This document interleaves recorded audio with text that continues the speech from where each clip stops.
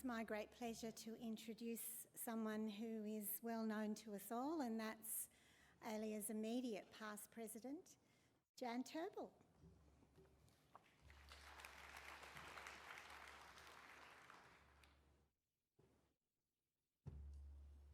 Thank you, Robin.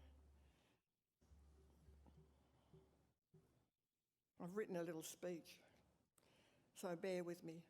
The Donald Graves Address. What is it? Well, there's some, I know there's some words in your program, but I want to just go back a bit. We're talking about reminiscing. It was on a cold winter's day in July in 1980 at Sydney University. Actually, it was very cold. And at Sydney University, no, I don't know whether it heats its theatre halls then, now, but it certainly didn't then. But we were all sitting, it was an IFTI conference. We were all sitting waiting. It was an afternoon session. We were waiting for this unknown speaker to come out and speak to us. After the usual introductions, this rather stocky, not very tall, tuck-headed person. Remember, we were in a theatre, so we were looking down at him. Sort of walked across the stage with a great big smile. And he began. He said, and these words I think are going to be written in concrete forever for me or whatever, written up there. "Children want to write," he said. "For years we have underestimated their urge to make marks on paper. We have underestimated that urge because of a lack of understanding of the writing process and what children can do to control it. Without realising it, we've wrested control away from children and placed roadblocks that thwart their intentions. Then we say, they don't want to write. What's a good way to teach them?" This vivacious and engaging little short, stocky man was Donald H. Graves. His words captured all of us who were there, and we went out buzzing. He began a revolution in the teaching of writing. The focus on the process of writing and the crafting of writing were among many of the principles of Don's work. When we heard about Don's passing in September 2010, the Primary English Teaching Association, I think it might have been Stephen who first contacted me and then Robin, contacted me in my role as president of ALEA and said we should do something about this. So we talked about it. And with Don's family's blessing, I wrote to his wife, Betty, and asked whether or not we could launch something called the Donald Graves Address. It would commemorate Don's legacy that's left to us all. And many of you may not realise just how much of what we do in the teaching of writing now is based on Don's work. In Sydney in 2012, we launched the Donald Graves Address with Mem Fox as the inaugural speaker. In Brisbane, it was Professor Teresa Craven. And last year, Ralph Fletcher, who was a friend and colleague of Don's, gave the address in Darwin. Associate Professor Lisa Curvin, my friend and colleague, met Don in San Antonio, and we think it was in 2005, we think. But it certainly was San Antonio, we remember that. It's a great city to have a conference. It was the International Reading Association in those days. It's now called the International Literacy Association, thank goodness. But Don and his wife Betty were sitting having lunch, as one does at conferences, in a hotel. And we walked past. And he waved to us and invited us over. I introduced Lisa to Don and very proudly told him that she'd just not long completed her thesis in the area of teaching writing with young children. He grinned and said how pleased he was. Now, sadly, that was the last time that Don attended an International Reading Association conference. But it's not the last of his amazing words. and the impact that on the teaching of writing. Researchers like Lisa, Dr. Lisa Curvin, is moving that information or that legacy of Don's forward into the 21st century. Now, I'll let you read all the information about Lisa's achievements and accomplishments in her early, well, really rather short career. She's achieved a lot more in her short career than I've achieved in my lifetime, basically, I think, including having 3 wonderful boys who keep her extremely busy with a schedule where she's got to organise where they are and who's got them, as well as whenever she's going to be home. But they're those beautiful boys. And, of course, a husband who also trips around the world, right, Lisa? But I'll let you read all that. I just am very proud and very honoured to introduce Lisa and to invite her to present the 2015 Donald Graves Address. Please welcome Lisa Curvin.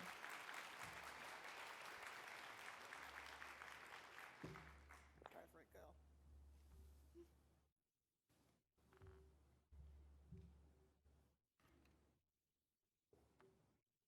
Thanks for that introduction, Jan. I'd like to begin by paying my respects to the traditional owners of this land. And I'd also like to say what a tremendous honour it is to be asked to give this address. My own doctoral work was indeed focused on the teaching of writing, particularly in the early years of primary school. And this has certainly flavoured what I've done in my research career ever since. I've had the great fortune of being able to travel quite a lot to the US, particularly with Jan and Brian.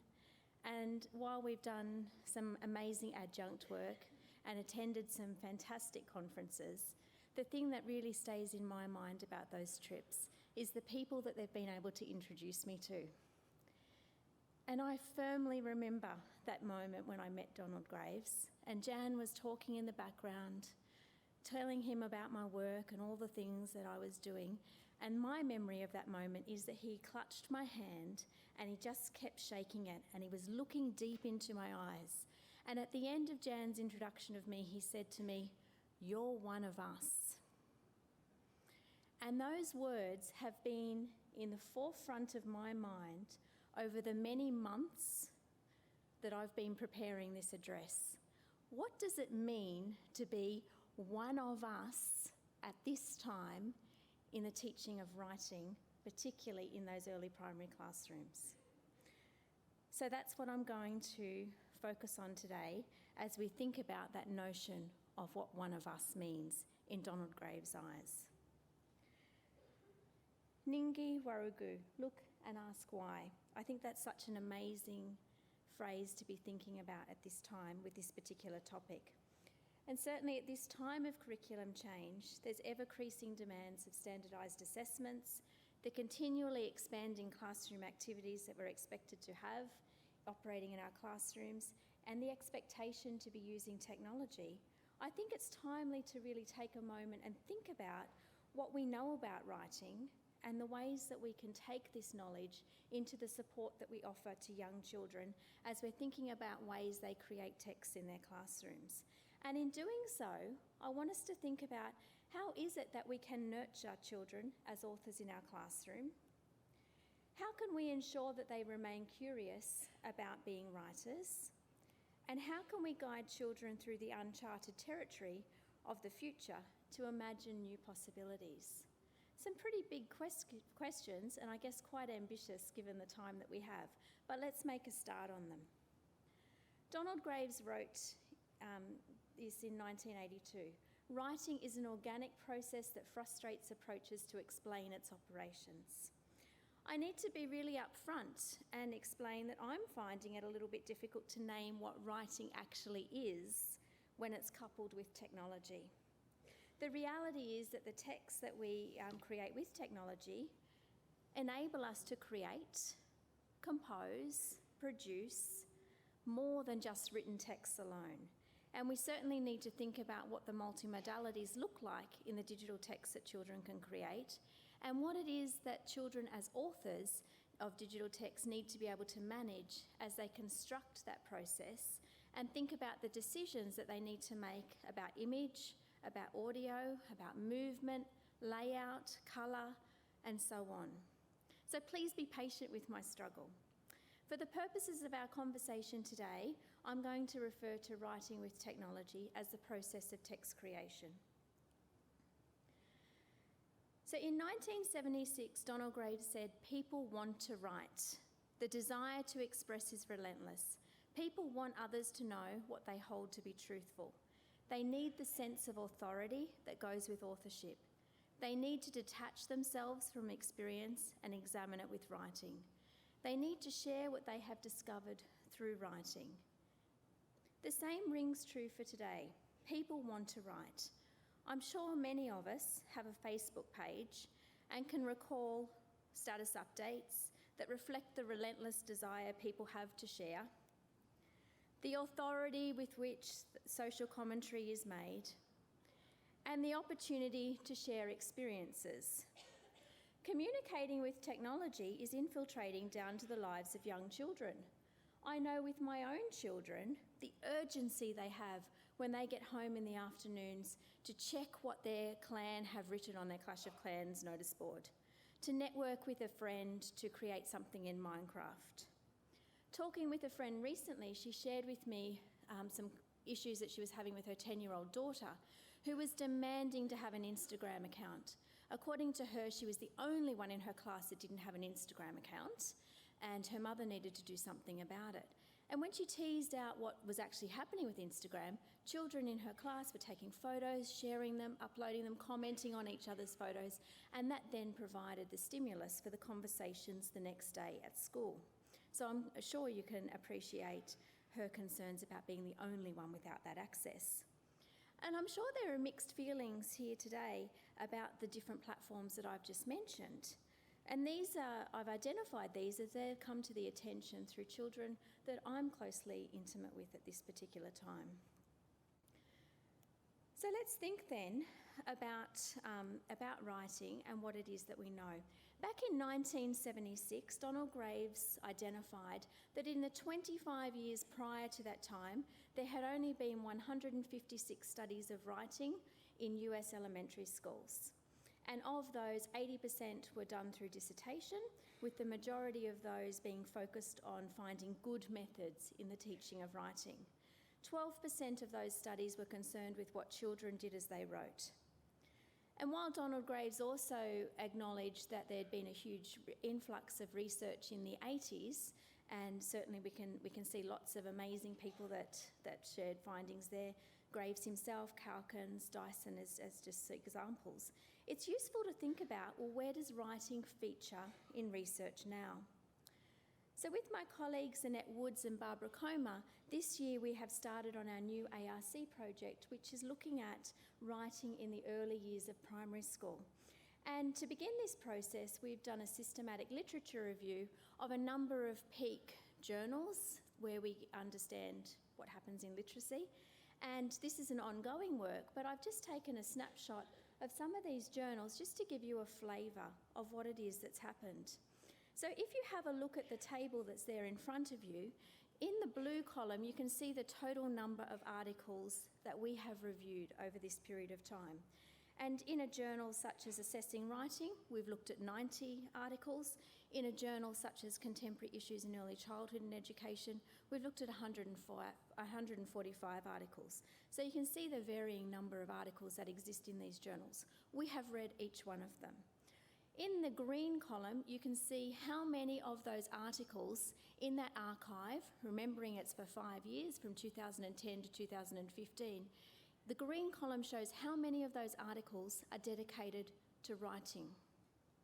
And in the yellow column, you can see how many of those articles across those journals are dedicated to writing in early childhood contexts, looking at a 0 to 8 perspective.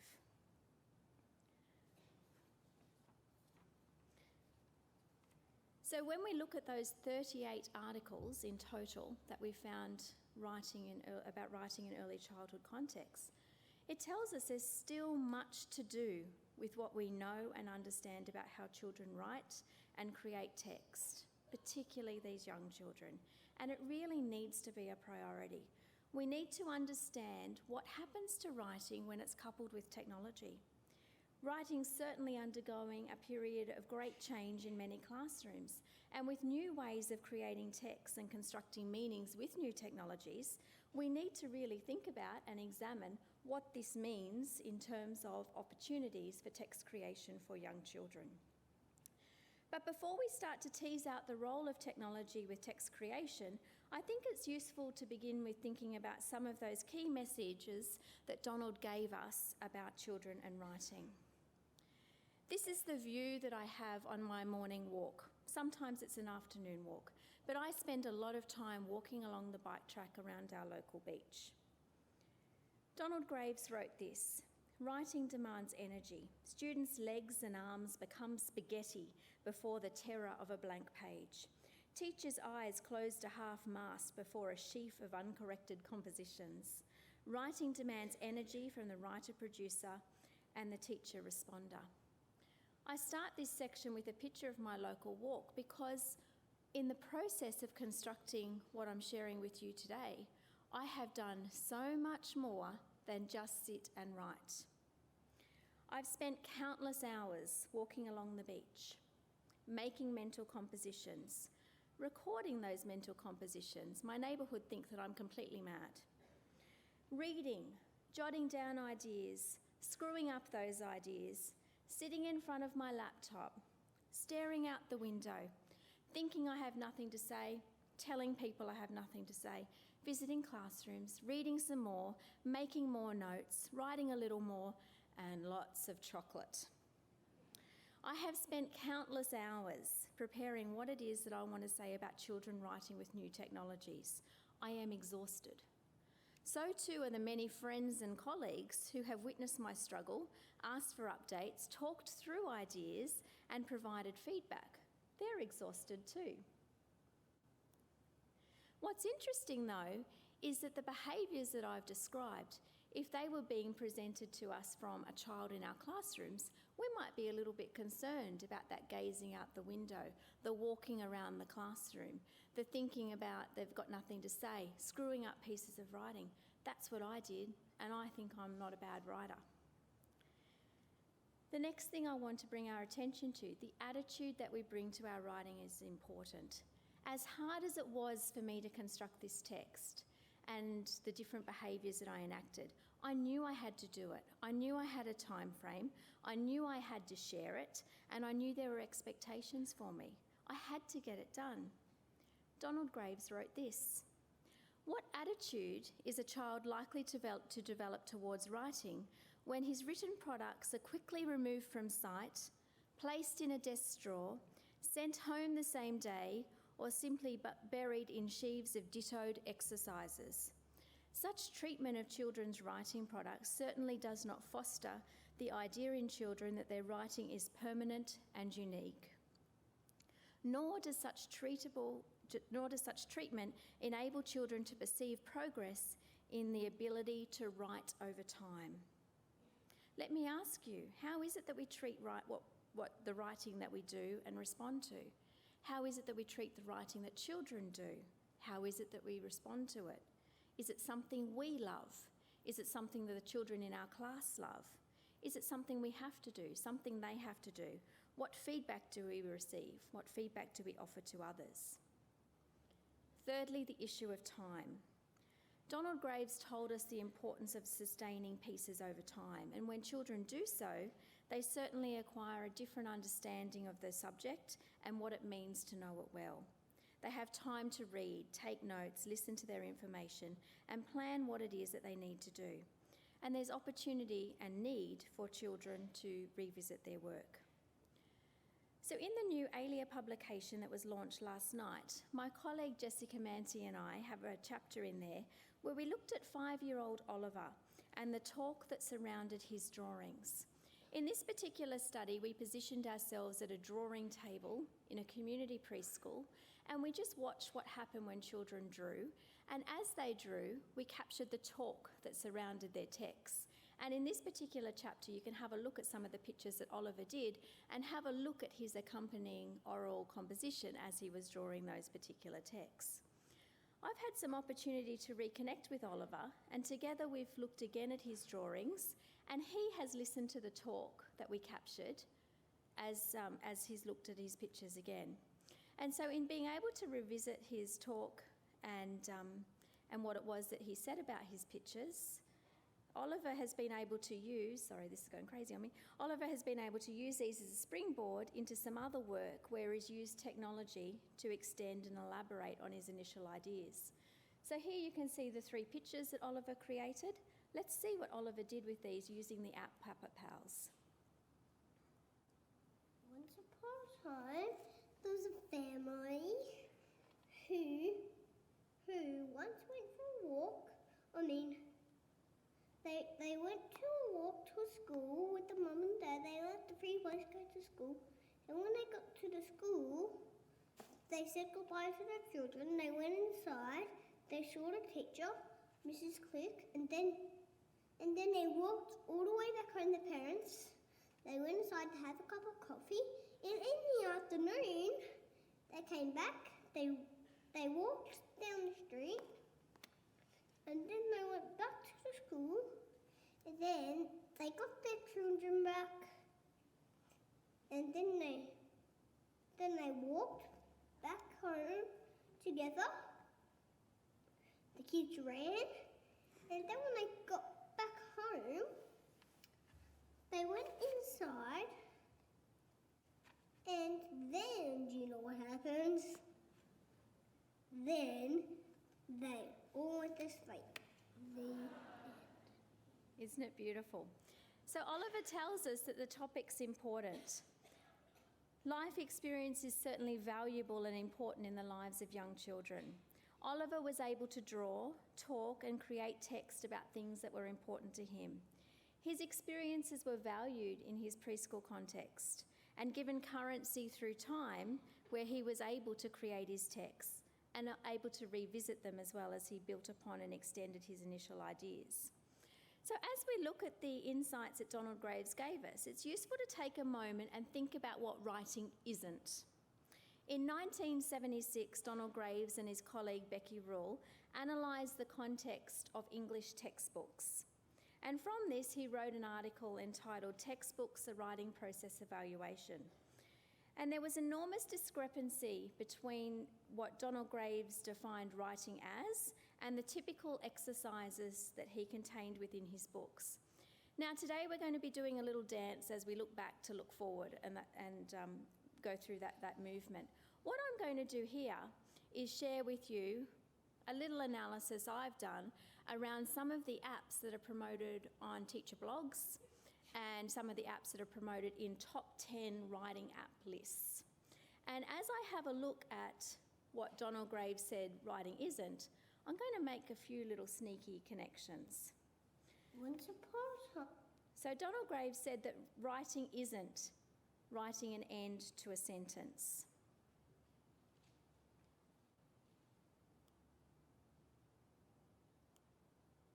Nor is it about making lists. It's not about recopying a paragraph or a story. It's not only about putting sentences in order. It isn't about outlining and handwriting. It isn't about filling in blanks. It isn't about having closed responses. And what really challenged me is as I had a look at that list of things that Donald Graves came up with in his analysis of textbooks back in 1976, I was able to match things up to a lot of the apps that are out there in the name of writing.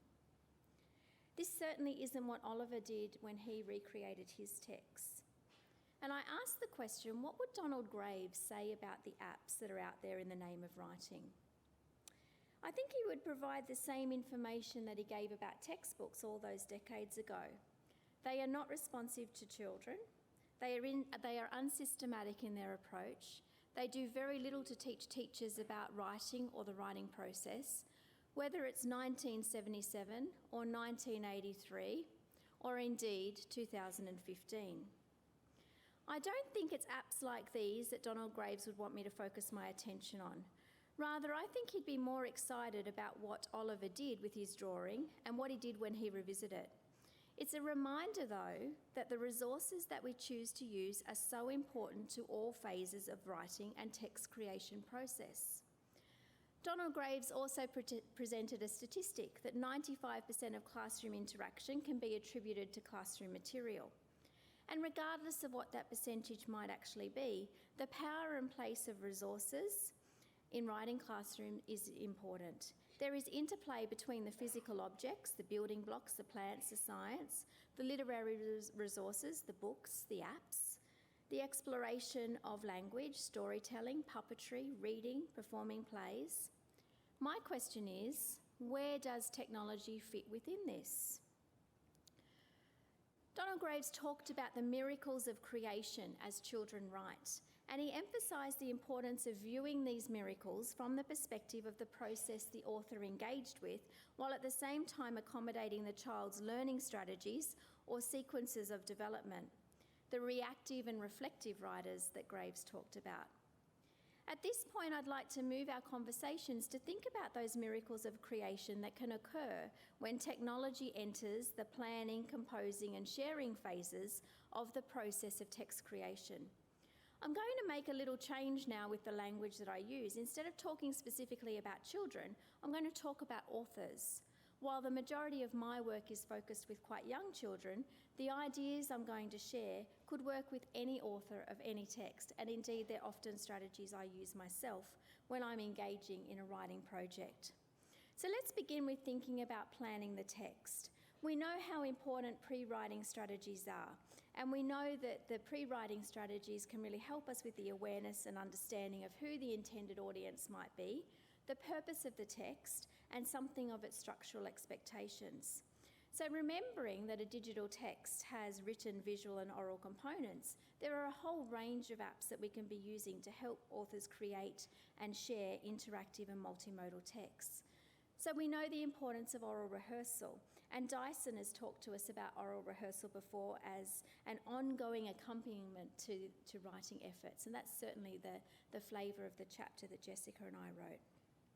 We certainly saw the power of being able to record Oliver's talk as he engaged with his drawing. And being able to record that talk meant that he was able to go back and listen to it again to help orientate himself back to the text. When I was writing this address, I often recorded things that I was thinking, said them out loud into my voice memos so that I could go back and listen to it. There's a whole range of apps that we can use to help us record things in digital environments. Another strategy that we can be using as we're thinking about planning the text is concept mapping. Building upon an idea can really help us think about the visual representation of those key ideas and the relationship between and among them.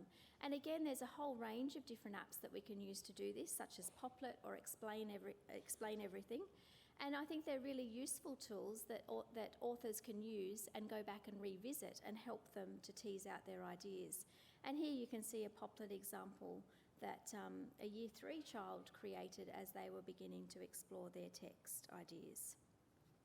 Note-taking is important too. Being able to take notes can help us to organise and record our notes in clear and logical ways. And again, there's a whole range of apps here. As an example, Evernote can help an author make notes about a text, take photographs, create lists, record short voice messages, and these can be organised and shared with others as well, such as the peer or the teacher. Sometimes in this stage of planning the text, there's a need to get some additional information. And we've got Julie Quero here today, and she's talked to us a lot before about the online searching and the pitfalls that children can fall into there as well. This is a new app that I've come across, Instagrok. I'm not sure if many people are familiar with it, but it's really quite lovely in terms of helping authors to locate educational materials using search terms. And the way that the information is presented in Instagrok is in a dynamic visual concept map that identifies key facts, images, video and glossary that the author can make selections about and build their own concept map as they're unpacking the information that is there for them as well. So as we're thinking about planning the text, I also want to remind you that we're also needing to plan the text thinking about the different modes, thinking about the written information that we need, but also thinking about images and audio as well. So when we're thinking about visual images, I just wanted to share some reflections. With my colleagues Jessica Manty and Kylie Lipscomb, we've spent a lot of time in classrooms recently looking at what it is that children are doing as they're constructing digital text. And we can't emphasise enough how many times we've seen a child get completely lost trying to find pictures for what it is that they're trying to create. We've watched authors try to match a character with what it is that they had envisioned and ended up having to change their whole script because they couldn't find the image that they actually wanted. So with this in mind, we believe wherever possible, authors should be creating their own image, and we've had enormous success when we've been working with children in classrooms where they've actually used the camera facility on devices and created their own images within there. Alternatively, they can also draw and photograph images, as we saw Oliver do, and create some powerful photography poses as well for inclusion in the text.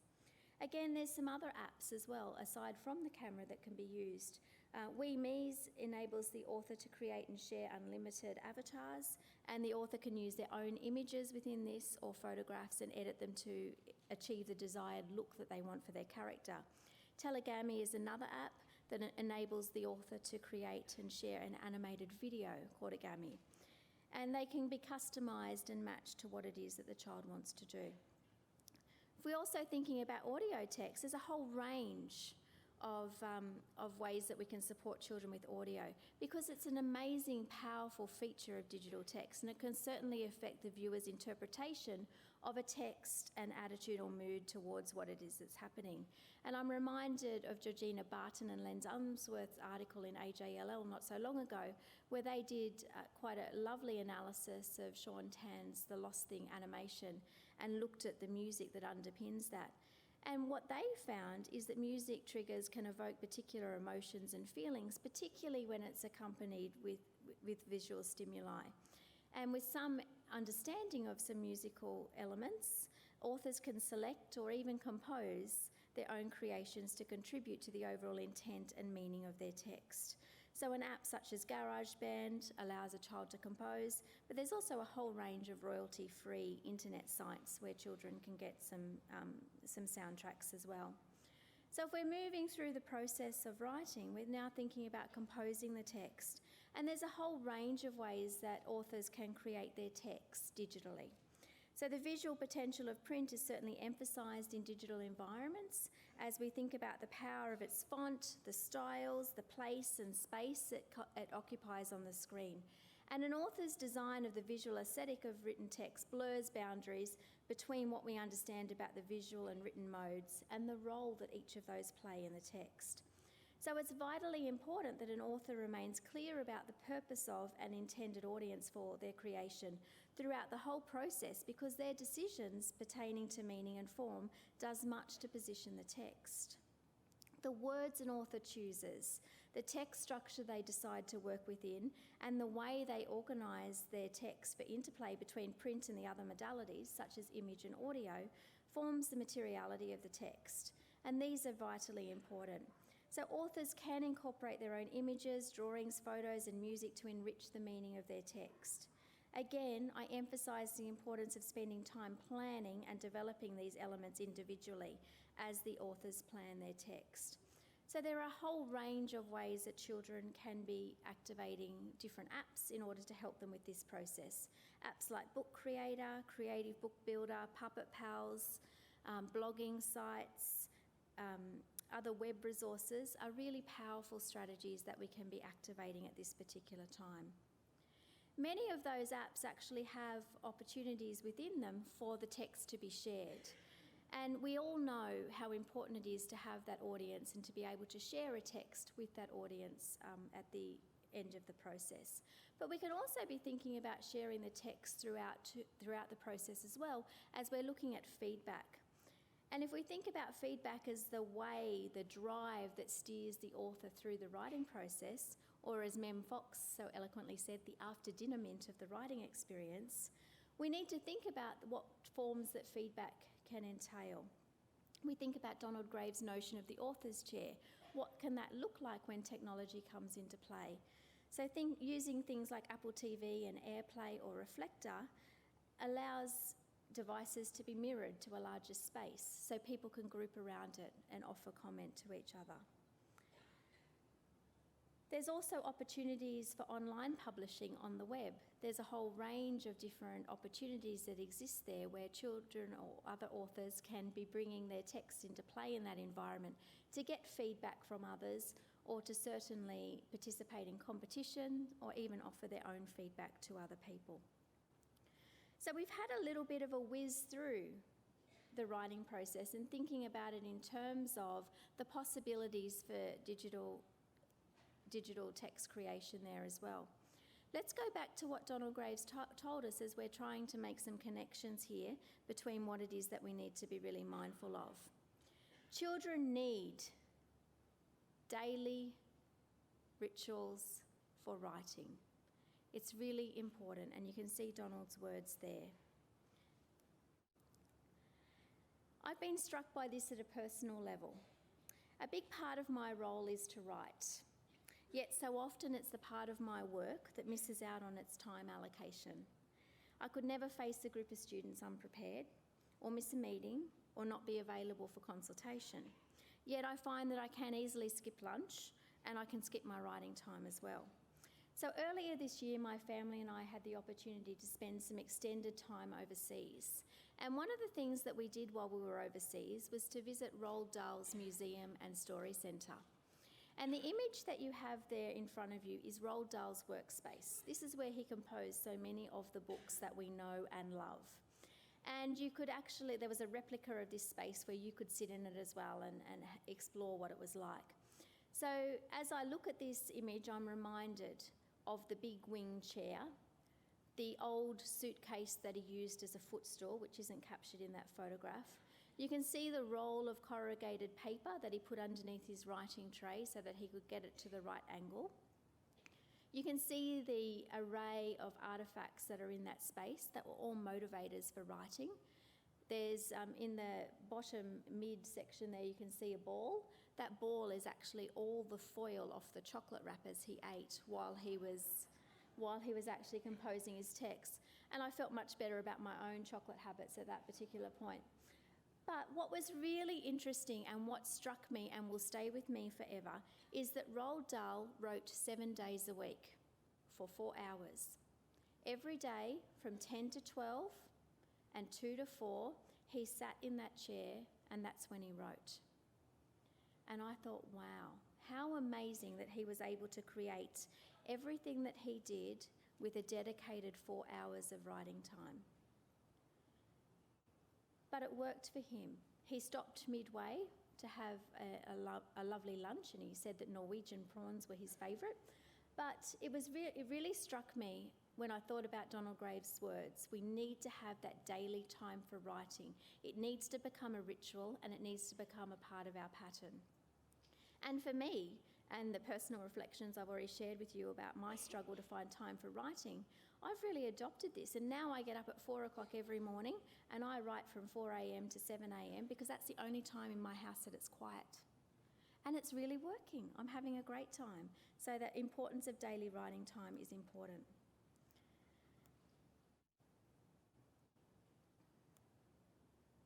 Set times, control, rehearse, completion. All things that Donald Graves told us about, and all things that a very famous author was able to activate in his practices. So let's just quickly revisit the mechanics of writing. And I was a little harsh about some of those apps before that I shared with you when I said those are things that writing isn't. I want to remind us all about Donald Graves' words around the mechanics of writing are best taught within the writing experience. So if you have a child in your class or a student in your class who needs something in particular, by all means, I think it's a great use to find them what it is that they need. But not everybody needs the same processes. Donald Graves talked to us firmly that skills are best taught within the context of the writing process, and that writers need to develop self-critical tools. So how is it that we can help children retain control of their language and develop the powers to evaluate what they have written? How can this be developed from the beginning, from the child's first attempts to write? And how can a foundation of self-criticism be developed that will be consistent with effective writing at any age?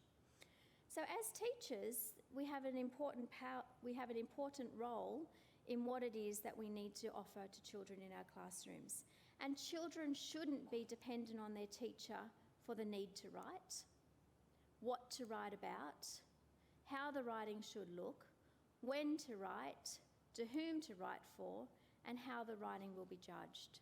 I think we need to pass some of that responsibility back to children and really think about how it is that we can create communities of authors in our classrooms as they're working through these different processes. So, what might Donald Graves then say about new technologies and the opportunity and demands they offer to children as they create and share their texts? I think those earlier messages of energy, attitude and time still ring true. And I think we need to really emphasise the importance of time and routine that need to be associated with the process of text creation. I think we need to also really understand what a digital text is. And here I've drawn upon Kari Jewett's definition as digital text as complex multimodal ensembles of images, sound, animate, movement and other modes of representation and communication. So, we need to really think about these in terms of the logical and powerful ways that children can use technologies to inform them and support them and develop the digital text that they want to create. We've talked a bit about process for text creation, and Donald Graves, I think, again, would remind us about the importance of process for text creation. So thinking about planning, composing and sharing phases of the process of text creation are probably components of the process that you're familiar with. And I hope that these models resonate with what it is that's happening. Perhaps our discussion of the writing process is alive and well in your classroom. Perhaps our discussion of these was a refreshing reminder. What is different about these, though, when technology enters the picture? And that's something that we need to think about. I'd like to share with you a text created by a child in Year 3.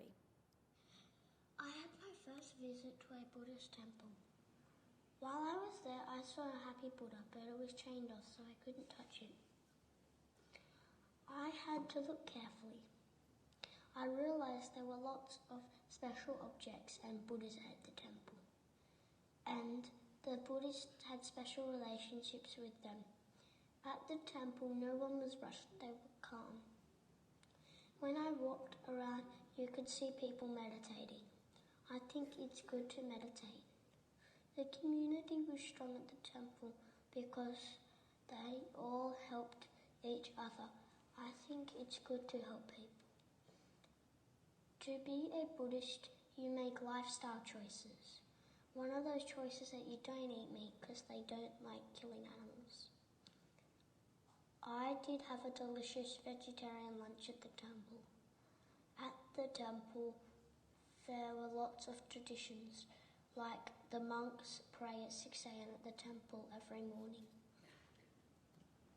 Prayer helps them focus on the rules and things that are important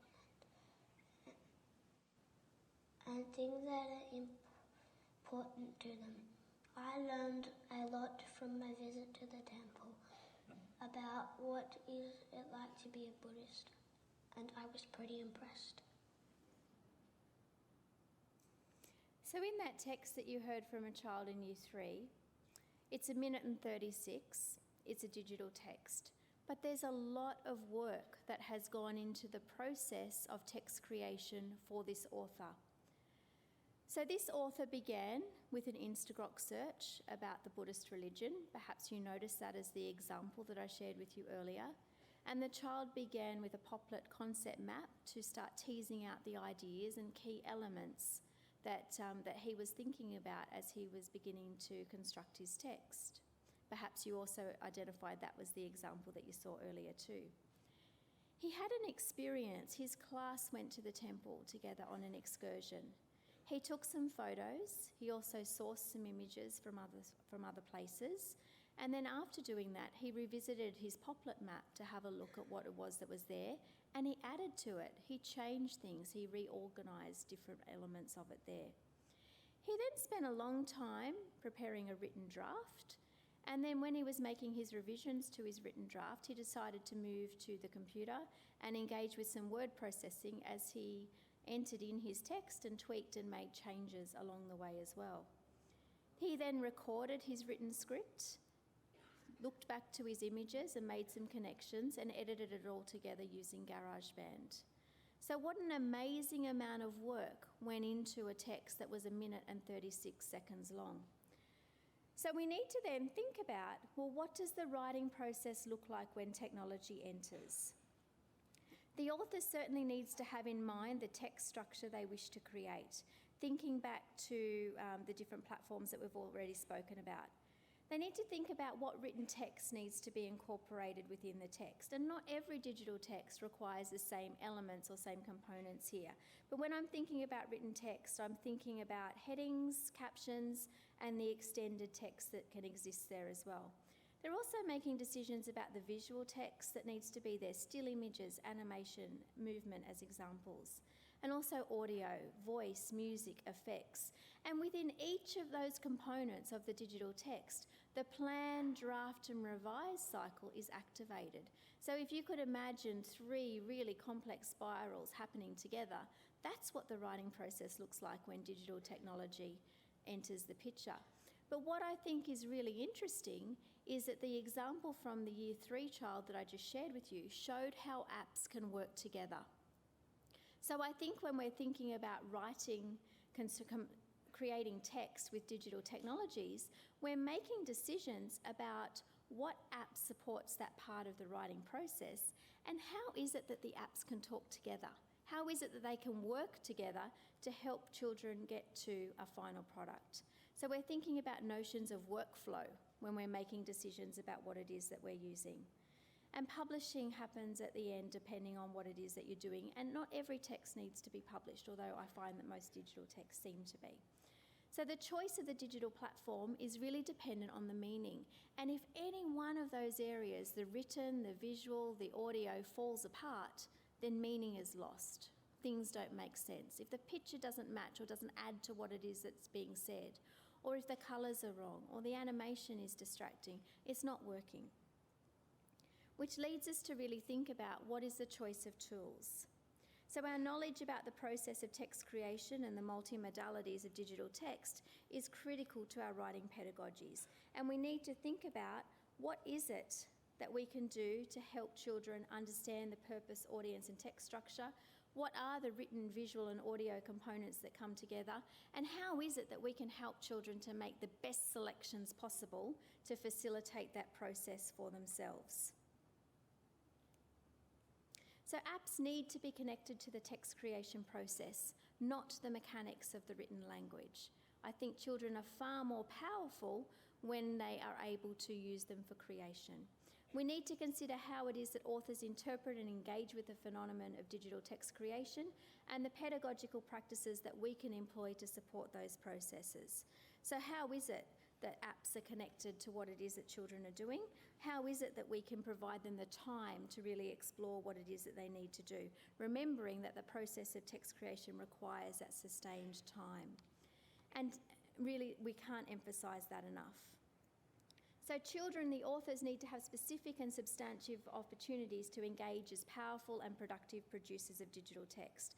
We need to reconsider what we know and think about language and communication and the process for text creation. We need to think about what is the opportunities that children have to control the topic, to have a clear sense of purpose for the text and a sense of who the audience might be. So writing in the digital environment is multimodal and poses implications to support all elements of the text creation process.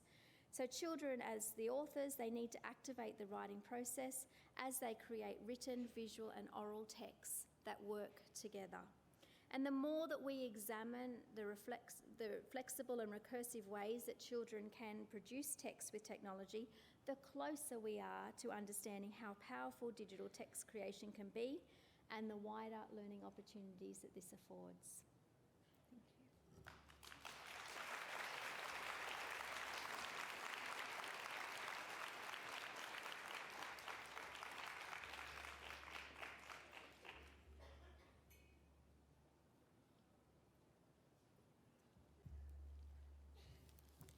My name's Robin Cox, and I'm the current president of PETA, and it's fallen to me the lovely duty of kind of almost breathlessly thanking Lisa for that talk. What's been really important for us is that, and for us, by that I mean PETA and ALEA, who've put together this idea of honouring Donald Graves' work, is that I don't think anybody could have done a better job than Lisa has just done of actually honouring his work and taking it forward. Her talk about taking a dance backwards and forwards to think about what Donald's early work, and to use his work to draw our attention to what mechanics and writing and apps and things are. Outstanding. I'm sure the rest of us feel that. I've got a gift here, and yeah, perhaps on that note, it's time to.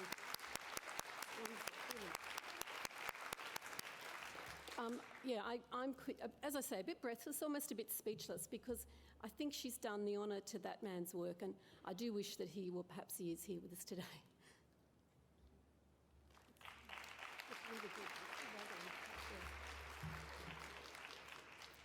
And I think that's it. Nobody's coming to...